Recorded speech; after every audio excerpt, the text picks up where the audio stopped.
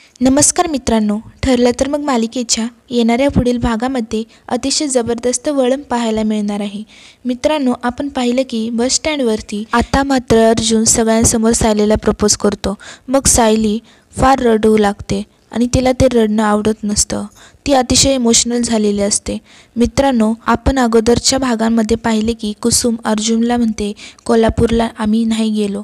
तेव्हा अर्जुन सायलीकडे जातो आणि मग थेट त्या सुभेदारांच्या बंगल्यामध्ये पुन्हा एकदा घेऊन येतो।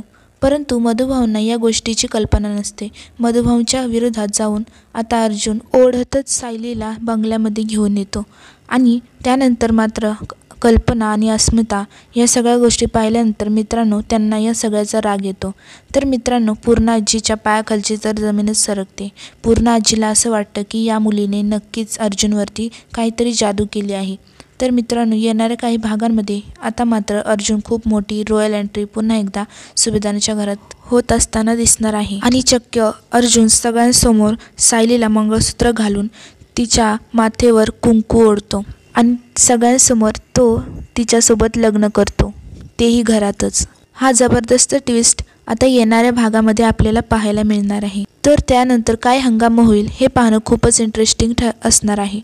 तर पुढील भागाकरिता आमच्या या यूट्यूब चॅनलला सबस्क्राईब नक्कीच करून जा।